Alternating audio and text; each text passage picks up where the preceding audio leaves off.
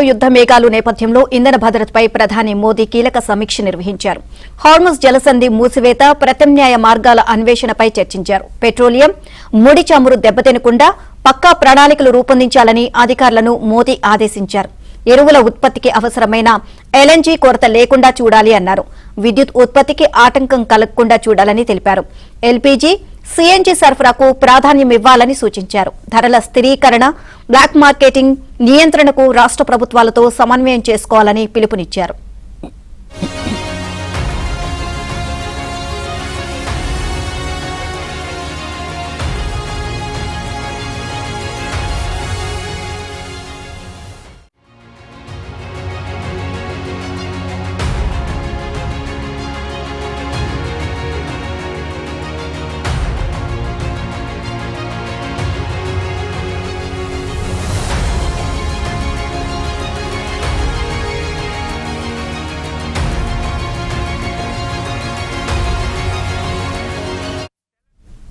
ఇదే అంశానికి సంబంధించి మరిన్ని అప్డేట్స్ మా ఢిల్లీ బ్యూరో చీఫ్ కృష్ణని అడిగి తెలుసుకుందాం. కృష్ణ, ఇంధన భద్రతపై ప్రధాని మోదీ కీలక సమీక్ష నిర్వహించారు. ఈ సమీక్షకు సంబంధించి పూర్తి అప్డేట్స్ ఏంటి?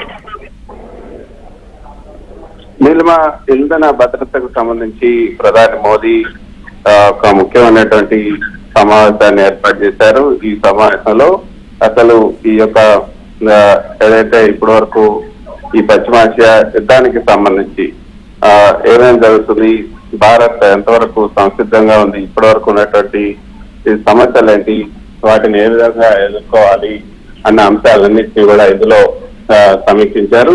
ఈ పశ్చిమాసియాలో జరుగుతున్నటువంటి ఉద్రిక్తతల నేపథ్యంలో మోదీ నిర్వహించినటువంటి ఈ సమీక్ష సమావేశం అత్యంత ప్రాధాన్యతను సంతరించుకుందని చెప్పొచ్చు. గ్లోబల్ సప్లై చైన్ చెల్లాచెదురయ్యే ప్రమాదం ఉన్న తరుణంలో భారత్ తన ఇంధన భద్రతను కాపాడుకోవడానికి సిద్ధమవుతూ ఉంది. ఈ హార్ముజ్ జలసంధి ఏదైతే ఈ సమీక్షలో ముఖ్యంగా అత్యంత కీలకమైనటువంటి అంశం హార్ముజ్ జలసంధి. ఇది ప్రపంచ చమురు సరఫరాకు గుండెకాయ లాంటిది. ఏదైతే పర్షియన్ గల్ఫ్, అదేవిధంగా గల్ఫ్ ఆఫ్ ఒమన్ మధ్య ఉన్నటువంటి ఈ సన్నని జలసంధి ద్వారా ఈ ప్రపంచంలో 20% కంటే ఎక్కువ చమురు కూడా రవాణా జరుగుతుంది. భారత్ దిగుమతి చేసుకునే ముడి చమురులో దాదాపు 60% పైగా ఈ మార్గం ద్వారానే వస్తుంది. యుద్ధం కారణంగా ఇరాన్ ఈ జలసంధిని మూసేస్తే సరఫరా నిలిచిపోయి ధరలు ఆకాశాన్ని సాగుతున్నాయి. అవి మనం గమనిస్తూనే ఉన్నాం.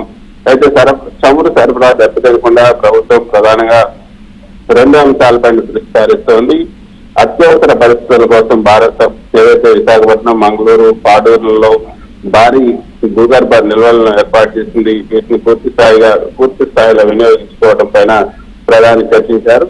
ఇక సరఫరా చైన్ ఏదైతే ఉందో కేవలం పశ్చిమాసియా పైన ఆధారపడకుండా రష్యా, అమెరికా, అదేవిధంగా ఆఫ్రికా దేశాల నుంచి కూడా దిగుమతులు పెంచే దిశగా అడుగులు వేయాలని ఈ సమీక్షలో నిర్ణయం తీసుకున్నారు. యుద్ధం కేవలం వాహనాల ఇంధనం పైనే కాకుండా సామాన్యుడి పైన కూడా ప్రభావం చూపుతుంది. ఏదైతే సహజవాయు ఎల్ఎన్జీ లభ్యత తగ్గితే యూరియా వంటి ఎరువుల ఉత్పత్తి ఆగిపోతుంది. ఇది ఆహార భద్రత ముప్పు. అందుకే ప్రధాని ఎల్ఎన్జీ నిల్వ పైన ప్రత్యేకంగా ఆదేశాలు ఇచ్చారు. గ్యాస్ ఆధారిత విద్యుత్ ప్లాంట్లు కూడా ఆగిపోకుండా చూడటం ద్వారా ఈ లోడ్ షెడ్డింగ్ సమస్యలు కూడా రాకుండా జాగ్రత్త పడుతున్నారు.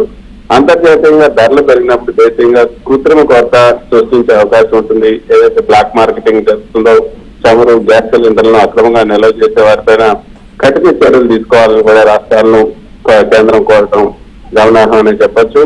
ఇక ఎల్పీజీ, సీఎన్జీ ఈ సామాన్యుడి పైన భారం పడకుండా గృహ వినియోగ గ్యాస్ సరఫరాకు టాప్ ప్రియారిటీ ఇవ్వాలని కూడా ప్రధాని మోదీ ఆదేశాలను జారీ చేశారు. మొత్తానికి భారత్ ప్రస్తుతం తన అవసరాల కోసం 85% పైగా దిగుమతులపైన ఆధారపడుతుంది. పశ్చిమాసియాలో యుద్ధం కనుక సుదీర్ఘకాలం కొనసాగితే ద్రవ్యోల్బణం, ఈ ఇన్ఫ్లేషన్ పెరిగే ప్రమాదం ఉంది. సో ప్రధాని మోదీ ఈ ముందస్తు సమీక్ష ద్వారా అటు దౌత్యపరంగా, ఇటు ఆర్థిక పరంగా భారత్ ను రక్షించుకునే కవచాన్ని అయితే సిద్ధం చేస్తున్నారని చెప్పొచ్చు.